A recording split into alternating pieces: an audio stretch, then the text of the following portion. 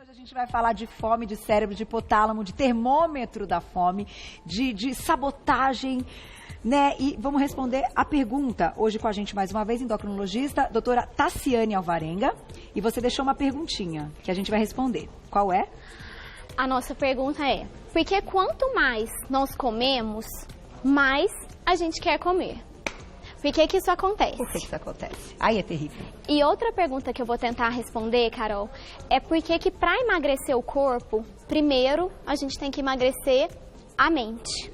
O hipotálamo, que é o nosso centro cerebral relacionado com a fome e com a saciedade. Certo, tudo é ele quem vai comandar essa brincadeira. Ele quem vai comandar essa brincadeira, ele comanda todo o corpo nesse sentido, para determinar, eu devo comer, eu devo parar. E aonde começa a resposta dessas perguntas, doutora? Vamos assistir o vídeo? Vamos colocar o videozinho então, olha lá, a gente tem uma ilustração que você vai explicando pra gente. Esse é a representação do nosso cérebro. E essa área brilhante é o nosso hipotálamo, que é esse chefe do apetite. Além de controlar a fome e a saciedade, o hipotálamo também controla a nossa temperatura corporal, se nós estamos com sede ou não, a nossa frequência da respiração. Então, ele é fundamental para a nossa evolução. Só que o nosso hipotálamo, ele aprende qual foi já o seu peso máximo. E ele guarda como se fosse num HD de computador. Então, ele aprende isso. Qual que foi o seu peso máximo? E se você começa a diminuir esse peso, ele pensa que a sua saúde está ameaçada, que você está sob risco. E ele cria alguns mecanismos para evitar essa perda de peso. Entendi. Então, o que acontece? Uma pessoa que começa um plano de emagrecimento, com uma dieta restritiva, praticando bastante atividade física e começa a emagrecer. Esse sensor do nosso cérebro, ele acende e fala, opa! O que está acontecendo? O que está acontecendo? A saúde desse indivíduo está em risco. E para que essa perda seja mantida, o paciente tem que entender isso. Ele tem que entender que o tempo todo ele vai ter que estar lutando para manter o peso perdido, para continuar perdendo peso. Então é um desafio diário. Puxa vida, que Eu brinco que é como se fosse assim, Carol, a manutenção é tão desafiadora que é igual se você estivesse numa escada rolante e mesmo para se manter no mesmo lugar, você não tem que ficar fazendo esforço. É verdade. Para manter o peso perdido, também é assim. E se você quer perder mais, tem que fazer mais esforço. Agora, se você para, você volta tudo. Exatamente. Escada rolante, gostei. E o ser humano, ele aprende alguns mecanismos de driblar o hipotálamo. Então, teoricamente, o objetivo da nossa espécie era comer por fome. Certo. E o que aconteceu à medida que a comida foi ficando mais disponível, que nós temos mais opções? Nós não comemos só por fome, nós comemos por prazer, nós comemos por recompensa, nós comemos por sentimentos como ansiedade, tensão, TPM, depressão. Tudo é motivo para comer. Tudo é motivo para comer. Para comemorar ou porque você está triste. Exatamente. As duas coisas. E aí, com o tempo, nós vamos driblando esse hipotálamo e ele vai ficando inflamado. Imagina um machucado. Então, à medida que você vai oferecendo mais comida para o seu hipotálamo, principalmente gordura saturada, farinha branca, alimentos muito calóricos, é igual se você estivesse alimentando um leão. Entendi. Ele vai querendo cada vez mais. Entendi. E para pessoas com predisposição genética, que tem a química dos hormônios da fome alterada, que pratique pouco atividade física, esse conjunto de fatores vai fazendo com que ela vai estocando. Entendi, faz toda a diferença. Só que eu tenho uma pergunta para te fazer neste momento, que é a seguinte. Existe, como você falou, alguns hormônios alterados, isso a gente pode descobrir com alguns exames laboratoriais e uma parte clínica também fantástica dentro da consulta. Certo, né? Do que, claro, chega como queixa do paciente para você, né, no consultório. Mas existe algum exame que a gente consiga enxergar esta inflamação ou conhecer o hipotálamo um pouquinho mais? Em humanos, não. Alguns estudos em ratos que são muito alimentados e que depois a gente analisa o cérebro desse rato, a gente consegue perceber. Isso. Entendi. Mas em humanos não. Existe, Carol, uma forma de fazer uma ressonância do cérebro, que é um exame de imagem do cérebro, quando você está comendo coisas muito gostosas e você vê como esse hipotálamo acende. Acende, entendi. Então isso dá pra gente ver. Perfeito. Mas dosar exatamente quais são os hormônios da fome, quais são os hormônios da saciedade, isso a medicina ainda não conseguiu. Ainda não conseguiu. Mas nós vamos conseguir. Mas nós vamos conseguir um dia. Quem sabe a gente vai desenvolver o hormônio contra a fome. E existe, Carol, alguns estudos que mostram que muitas pessoas, 80% das pessoas, às vezes elas querem muito emagrecer.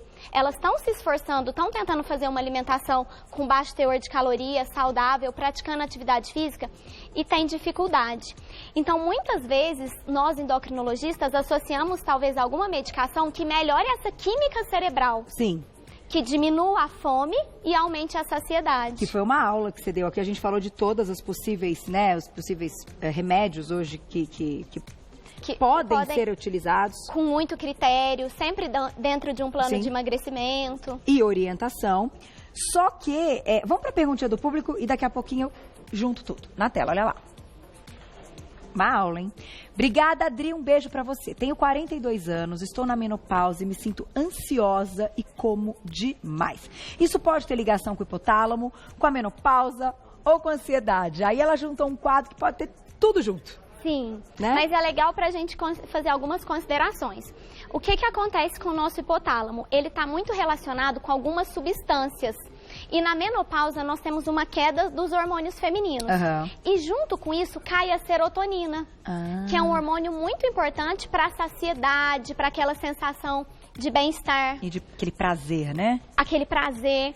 E muitas vezes na menopausa, na TPM, esse hormônio cai no nosso cérebro, no nosso sangue. Então nós ficamos constantemente, buscamos uma forma de tampar esse buraco, de buscar prazer em alimentos gostosos. Então é isso, muitas vezes acontece na menopausa. Então tem algumas estratégias que nós vamos discutir para tentar driblar o hipotálamo. E o que eu acho muito importante, Carol, é que os pacientes, os telespectadores entendam que todo plano de emagrecimento, ele começa com um objetivo, que é atingir determinado peso.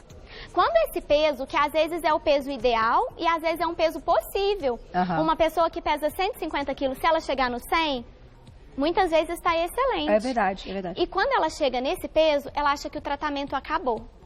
E é aí que o tratamento está começando. Entendi. É aí que a fase de manutenção está começando. Que é o, digamos assim, o perder é muito difícil, mas manter é tão difícil quanto. Por isso que já no processo de perda, nós temos que aprender essas formas de driblar o nosso hipotálamo. Para não voltar. Para não voltar. Só que, por exemplo, você comentou que o hipotálamo, então, ele tem ali uma gavetinha que tem uma memória do peso que a gente já teve. Sim. Só que quando a gente consegue perder, ele muda o peso, assim, ele consegue reprogramar e colocar outro peso que é aquele mais baixo? Essa é a pergunta mais legal da nossa pauta hoje. Ah, é? Adoro. O hipotálamo... Tenho essa curiosidade. Ele tenta fazer esse processo de modificar qual que é esse peso. Mas isso demora muito tempo. Imagina se você ficou 20 anos com um peso, o HD foi programado ali. Quanto tempo isso a medicina não consegue responder? Quanto tempo vai demorar para ele aceitar essa perda de peso? Quanto tempo vai demorar para ele parar de lutar contra? Entendi. Para essas forças engordativas que a gente fala. Cara, olha que interessante. Para cada 1 quilo que você perde, o seu apetite aumenta em 100 calorias. Como se fosse um pão francês. Sério? Que coisa. E o seu metabolismo, que é o seu gasto energético, que é a sua gasolina, diminui em 30 calorias. Então o negócio é fácil mesmo. O que vai acontecendo com pessoas que perderam grande quantidade de peso? Elas têm um apetite aumentado e um metabolismo diminuído em relação a elas mesmas no início do tratamento. E isso é fisiológico. Isso é fisiológico. Isso nós não mudamos de jeito nenhum. E sabe o que é muito legal também, Carol, que eu tentei trazer essa ilustração? O hipotálamo, ele conversa com vários órgãos nossos. Então, ele conversa com o nosso estômago. Quando nós ficamos longos períodos sem alimentar, o nosso estômago produz um hormônio que chama grelina, que fala, opa, vamos comer. E ele avisa o hipotálamo. Então ele avisa, essa pessoa está com a reserva energética baixa. Tá. Ela precisa de comer. Então nós também não podemos ficar com raiva do hipotálamo. Não, de jeito nenhum. Ele é essencial para a sobrevivência. E comer no final, eu acho que até a gente tem culinária sempre maravilhosa. Comer, gente, realmente é um momento prazeroso e deve ser, a comida deve ser saborosa. E isso, assim, até para não parecer, né, muitas vezes quando a gente traz pautas aqui, porque tem, gente, é muita gente que precisa dessa ajuda. É muita gente. Quem já tá no peso e quem já conseguiu e tal, às vezes olha e fala assim, eu até já encontrei o caminho, mas tem tanta gente precisando desse caminho, não é verdade? Você sabe mais ainda do que eu, porque você tem a parte clínica ali de consultório e eu tenho aqui, recebo de mensagens, né? Ajuda, tal, e o pessoal, quando assiste Você Bonita, depois agradece que conseguiu. Então, gente, isso aqui é um serviço, isso aqui é um mecanismo para uma vida, né? Para você aprender a viver melhor. Então, é para comer com prazer, a comida tem que ser saborosa e gostosa, talvez a gente só tenha que mudar as quantidades. Alguns ajustes. As quantidades. Olha que comida deliciosa. É verdade. Essa que foi preparada aqui. Nossa, o negócio tá bom demais. Low carb, tudo ali. De baixa caloria, com equilíbrio. Eu vou colocar essa perguntinha pra você agora. Olha só. Manda mesmo. Tá todo mundo mandando. @Você Bonita TV. Camila, um beijo. Tenho muita vontade de comer doce. Essa pergunta aí eu acho que bate com a da minha diretora. O que eu devo fazer? Minha diretora, ela é uma super diretora. Eu não posso ficar elogiando muito, não, porque é complicado. Assim, nós somos muito parceiras e, assim, ela é como é que eu vou explicar?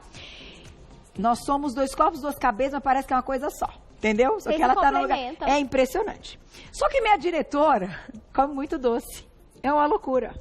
E eu tô tentando, assim, falar, não, Glaucia, vamos tentar ficar um pouquinho low carb. Aí ela fala pra mim low carb nunca. Falei, tá bom, então é demais o low carb pra ela. Mas essa parte do doce é uma questão tão complicada, porque você pode dizer, a maioria das pessoas tem essa vontade. É o que você pega em consultório? A maioria dos pacientes chegam, doutor, eu não consigo me controlar. Mas o problema, Carol, não é comer um doce, é você ter autocontrole para não comer a barra toda. O problema não é você tomar uma bola de sorvete. É você saber, tomou hoje, o resto da semana vamos equilibrar. Entendi. Eu estava estudando para essa pauta, Carol, e eu fui ler sobre dieta. O significado de dieta é um modo de viver. Então, a dieta, essa palavra vem do grego, é um modo de viver. Então, se para ela o doce é importante, ela vai ter que abrir mão de alguma coisa para comer o doce. Entendi. Não é não comer o doce. Entendi. É dentro das calorias totais que dá pra gente calcular quantas calorias que uma pessoa deve comer, pelo peso, pela idade, pela quantidade de atividade física que ela pratica. E aí, nós vamos, o profissional, montar um cardápio que inclua os alimentos prediletos. É uma questão de escolha. Entendi. Pode aqui, não pode ali, Glaucia. Então, faça a sua escolha. Exatamente. É que de vez em quando ela leva umas coisinhas pro switcher que eu não aprovo muito, eu brinco com ela. Farinha branca, os biscoitinhos de farinha branca, e depois vai lá e come o doce. Então, também tem que adequar, assim, o que está entrando de nutrientes nessa dieta. Com certeza. Não pode faltar nutrientes também. Não pode faltar nutrientes. Mas eu percebo que as pessoas confundem muito, nas dicas a gente vai discutir isso, uma alimentação saudável com uma alimentação de baixa caloria. Nós vamos para as dicas agora, porque isso aí é sensacional. Gente, olha que legal. Vamos para a primeira. São várias. Pratique atividade física. Eu nem vou entrar muito nessa, porque isso aqui é tudo. Porque já nós vamos falar, tem uma pauta que a gente vai fazer daqui a pouquinho, em seguida a essa, que a gente vai contar de um estudo que foi feito, que o sedentarismo é tão perigoso quanto fumar. Olha isso, olha o nível, gente. A gente está falando uma coisa séria. Todo mundo já sabe que o cigarro faz muito mal, todo mundo tem essa noção. Então agora tenha a noção que o sedentarismo é parecido, ali, é equivalente. É equivalente, a gente vai contar para vocês daqui a pouquinho. Então, vamos deixar a prática da atividade física para daqui a pouquinho? Com certeza. Vamos para a próxima, que eu acho que é essa aí que você quer dizer. Pesar toda semana. Como é que é essa história? Isso. Essa é uma dica muito legal, Carol, porque na maioria das vezes a pessoa que está acima do peso, ela sai correndo da balança. Ela não quer saber, mas ela precisa saber. Ela precisa procurar uma equipe, montar um plano de emagrecimento e, se pesar, enfrentar a balança. Essa é uma das primeiras atitudes para que o emagrecimento aconteça. Né? Tem que enfrentar. Chegou, você está com 80 quilos e o seu peso ideal é 60, o que nós vamos fazer para conquistar esses 60? Então, nós vamos traçar todo um plano de emagrecimento, com alimentação, exercício e tudo mais. Tá. Mas pesar, tem que pesar. Toda semana. Alguns estudos, Carol, mostram que se a pessoa não for muito ansiosa, ela deve pesar até, às vezes, dia sim, dia não. Para ter autocontrole. Você comeu muito, então nos próximos 2 dias, eu vou me equilibrar. É uma vigilância para essa balança interna. O hipotálamo, ele tem que ver o seu peso na balança. Para ele acordar e para ele criar forças para lutar para esse plano de emagrecimento. Olha que interessante. Então, pesar é importante. Você vai trabalhando a sua própria consciência, você vai trabalhando o seu termômetro da fome, a sua balança interna, que esse não é o peso ideal para sua altura, para sua idade, para o seu metabolismo, para os seus objetivos. Quando você vai lá escolher o alimento, você lembra da balança, você lembra do número, né? Se você tirou uma nota vermelha na escola, você não tem que saber para você correr atrás e compensar isso? Sem dúvida. Então, nós precisamos... Todos os telespectadores, mesmo sendo difícil, é preciso enfrentar a balança. Tá aí. Então, se pesar, ter esse controle é importante. Até anotar, viu, Carol? Às vezes, toda sexta-feira, que aí já foi a semana, anota o seu peso pra você ir comparando você com você mesma. Agora, pesar na sexta, depois pesar na segunda, aí o negócio... Aí dói, né? Aí dói, mas tem que encarar. Mas tem que encarar. Olha lá, próxima dica. Essa é boa. Flexibilidade com equilíbrio e moderação. Então, assim, pode tudo, desde que a gente tenha bom senso. Com certeza. Os estudos mostram isso. Dietas excessivamente restritivas, em que você não come nada, em que você se abdica de muita coisa, depois você volta com o apetite dobrado. É verdade. Então, é claro, tem que restringir calorias, com certeza. Mas talvez uma vez por semana você fez tudo certinho, você caprichou e você adora um vinho. Ou você adora um sorvete igual a diretora ou um chocolate. Um prato de massa. Um prato de massa. O que for, Carol, se permita. Coma naquele dia e no outro dia volte para o seu plano de emagrecimento. Tá aí. Então é preciso abrir exceções em todo o projeto, porque senão o ser humano não consegue. É igual você disse, comer tem que ser prazeroso, tem que ser um ato de alegria, de comemoração. É verdade. Mas a Nutri, você sabe que tem uma Nutri de uma amiga que ela fala assim, o bom do low carb é que todo mundo dá uma furadinha, cada um do seu jeito. A minha furadinha é o vinho, aí não sei quem, a furadinha é um pão, um dia é um pãozinho. O outro é, entendeu? E eu achei tão interessante que isso ficou pra mim, né? Porque em todos os planos e quando você se encontra e tem tudo belezinha, um dia você vai dar furadinha. Com certeza. E é prazeroso. E é prazeroso e você não pode fazer sentindo culpa, Carol. A culpa é muito ruim. A culpa é um sentimento ruim pro hipotálamo. É verdade. Você tem que fazer com a consciência tranquila. E depois pratica atividade física. Aí a consciência fica melhor ainda. Você vai queimar todo aquele excesso, entre aspas. Vamos para a próxima dica. Olha lá. Tudo faz sentido quando a gente vai colocando assim, né? Conhecer as calorias. Isso é uma discussão. Aí vai ter um monte de gente que vai colocar um monte de coisa lá no Instagram, você sabe. Que tem o grupo que fala, eu não conto calorias, eu conto nutrientes. Uma pessoa que tem que emagrecer 150 quilos ou 100 quilos, se ela não contar calorias, só contar nutrientes, eu acho que ela não vai conseguir emagrecer muito. Com certeza. É a minha opinião. Aí eu tô falando uma questão pessoal de opinião. Eu não sou médica, não sou nutricionista, mas eu tenho bom senso. Mas isso é ciência, Carol. É muito importante entender as calorias dos alimentos. Não é que nós vamos olhar só calorias. Claro, exatamente. Nós vamos olhar nutrientes, vitaminas e tudo mais. Mas se você não fechar o seu balanço diário no negativo, você não vai emagrecer uma quantidade suficiente. Que o que a gente calcula é 10% do peso. Tá. Uma pessoa tem 100 quilos.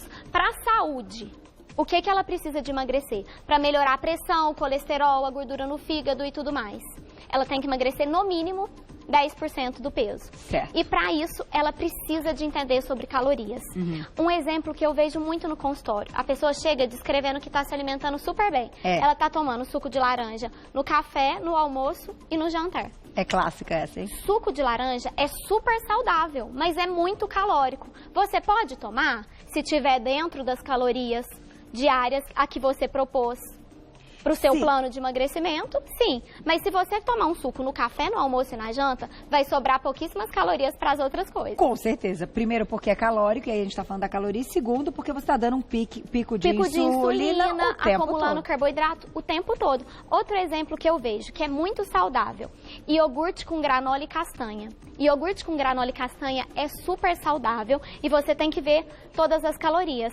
Mas não pode, por exemplo, no café você vai tomar um iogurte com granola e castanha, você vai comer um pão integral e você vai comer uma fruta. Tá super saudável, não tá? Super saudável. Mas tá acima das calorias para o emagrecimento. E isso sem contar, assim, uma a uma, já dá pra perceber que tá. Isso. Então, quem quer manter o peso, a vigilância é eterna. O preço da manutenção é a vigilância eterna. Então, o paciente tem que conhecer então, sobre calorias. Então, a gente não pode chamar as pessoas de neuróticas, tem que chamar as pessoas de pessoas controladas. Isso. E com o tempo, Carol, isso fica no automático, igual andar de bicicleta. Porque é tão feio, né? Tipo assim, as pessoas já falam assim mesmo. Ih, eu sofri muito bullying com isso. Ai, neurótico. Não é uma neurose, é um entendimento do controle. Do conceito de calorias, não é? É um objetivo. Você escolheu, você quer ser saudável e ter um peso ideal. Sim. Você não vai ficar anotando, você vai ter uma noção. Depois de um tempo é uma coisa até automática, igual né? Igual dirigir, andar de bicicleta. Sem dúvida, sem dúvida. Né? Próximo, olha lá. Todas as dicas, gente, fazem todo sentido. Tratamento. Não adianta escapar, não adianta... É tratamento. É tratamento. É o conceito de obesidade como doença, de respeitar o paciente que quer emagrecer e que não consegue sozinho. Como a gente conversou, toda a base, alimentação e exercício. O paciente tem que ter essa pirâmide. É como se fosse uma casa que ele está construindo. Mas aí vem até uma pergunta que eu acho interessante, que é o seguinte, eu acho que no final de tudo, o mais difícil são os 15 primeiros dias. Com certeza. Isso que eu queria te falar. O que acontece com o hipotálamo, Carol? Que é uma explicação muito legal. Quando você vai enchendo o seu hipotálamo de caloria e ele fica inflamado, ele vai buscando mais calorias. Nos primeiros 15 dias, você tem fome, você tem dor de cabeça, você fica mal-humorada e vai acontecendo um equilíbrio lá. Ele vai se acostumando a comer menos. Então, depois, não é fácil, mas vai ficando um pouco mais controlado. E se for preciso, Carol, é necessário melhorar essa química cerebral. Pode ser que seja necessário. Nessa figura aqui também, Carol, tem o intestino. E ele conversa com o hipotálamo. Quando nós alimentamos e tem aquela descarga de alimento no intestino, são produzidos alguns hormônios que falam para o hipotálamo, opa, recebi nutriente, vamos parar por aí. Então, estão tendo vários estudos para que esses hormônios, um deles já até disponível, que é o análogo do GLP-1, que é um hormônio contra a fome, para aumentar esse nível nas pessoas obesas que têm deficiência. E que isso é comprovado muitas vezes. Isso é comprovado. E claro, a pessoa vai passar por uma consulta, a parte clínica, vai fazer alguns exames laboratoriais, vai entrar o compromisso e o comprometimento de querer a perda e querer mudar os hábitos. E aí é o que a gente diz, como tudo na vida, a gente aprende a andar, a gente aprende a falar, a gente aprende dia a dia, vai aprender novos hábitos. E quando o paciente entende sobre o hipotálamo, entende como é difícil esse processo, eu acho que ele fica mais motivado. Tudo que você entende é mais fácil de você aderir. Sem dúvida. Sem dúvida. Então ele vai entendendo todo esse processo, ele monta um time em que ele é o jogador principal. E eu tento mostrar para os pacientes, Carol, que não é sobre perder peso, é sobre ganhar uma vida toda. É isso mesmo, concordo com você. Porque dá para ser feliz, dá para continuar vivendo muito bem. E ó, tem mais uma perguntinha que a gente vai colocar do público na tela, olha lá. Obrigada, Nicole, um beijo para você. Jejum intermitente. Sempre rola, né? Realmente emagrece? É recomendável nesses casos? Qual é a sua opinião como médico? Porque daí, gente, a gente entra em linhas dos nossos convidados e dos profissionais. Então, os profissionais podem ser bons e ter opiniões diferentes, certo? Com certeza. Então, são linhas de trabalho e de estudos e tal. Então, só para introduzir, mas diga qual é a sua, né? O seu pensamento. Carol, a minha opinião é o seguinte. Cada panela tem sua tampa. Cada paciente se adequa melhor a um tipo de dieta. E no final, o que os estudos mostram, aqui eu estou falando como endocrinologista, com medicina baseada em evidência, é que o principal é o número de calorias totais. Se você quiser comer de 3 em 3 horas, coma de 3 em 3 horas. Mas não ultrapasse as calorias. Se você quiser só almoçar e fazer jejum intermitente por 18 horas, você pode só almoçar. Então, você vai adequar a forma da sua alimentação, as suas atividades de trabalho, as suas preferências alimentares, se é por doce ou é por sal, a seu grau de atividade física. Então, gente, não existe dieta certa ou dieta errada. Existe a dieta que você consegue fazer. E o jejum intermitente pode dar um resultado legal para a pessoa que fica bem né? E que consegue seguir com ele e quando faz o exame está tudo bem, porque ele também ajusta um pouco da parte hormonal, né? Com certeza, diminui os picos de insulina. Então, algumas pessoas se adaptam em comer uma grande refeição uma vez por dia. Para outras, elas passam mal, tem queda de pressão, dor de cabeça. Então, não existe essa resposta, não existe certo e errado. Existe a individualização do tratamento. E é verdade isso, gente. Que coisa. Eu sou adepta de alguns testes. Eu estava para testar o jejum intermitente não tem muito tempo. Mas não consegui testar. Pra mim não rola. Não rola. Tem meu horário dos prazeres da alimentação. Tem a sua rotina. Que coisa, né? Que coisa. Então eu acho que essa linha é bem coerente, né? A gente precisa de coerência também pra entender essas coisas e seguir com o plano alimentar. Então coerência é fundamental. Eu concordo, eu acho que... Às vezes um empresário, Carol, que trabalha o dia todo e não tem tempo pra nada, ele prefere que a refeição principal seja quando ele chega em casa, ele pode sentar para comer. Então, ele pode concentrar a maior parte das calorias... Numa refeição. Numa refeição. Olha, eu acho que o mais importante, e eu quero te agradecer muito, sempre uma aula, sempre muito gostoso esse bate-papo, que geram muitas perguntas. Isso é legal, gente. As respostas não estão sempre prontas, né? Porque a gente só amadurece quando a gente encontra a nossa resposta. Então, você tem que ter dúvida, tem que discordar às vezes pra gente crescer. Eu acho que essa é a troca mais legal, crescer, amadurecer. Então, assim, outras vezes teremos muitas oportunidades de falar desse assunto. Mandem perguntas para que a gente saiba exatamente o que vocês querem que seja respondido. E o principal, procure ajuda. Se dentro de você quer, pode ter certeza que o lado profissional também vai querer te ajudar. Então procure ajuda, faça tudo certinho, confie, faça essa troca com o seu médico, que é o seu parceiro aí de vida, né, para cuidar da sua saúde e te ensinar, assim como a gente aprende tudo, como mudar, não é verdade? Isso. Eu quero te agradecer, vou deixar aqui o contato, que é o Instagram da doutora Tassiane Alvarenga, para quem quiser seguir, endocrinologista lá no Insta, @Tassiane Alvarenga, tudo junto, @Tassiane Alvarenga. Você já encontra o trabalho dela, pode mandar mensagem que você responde. Obrigada, com certeza. Viu? Sempre muito obrigada. um super...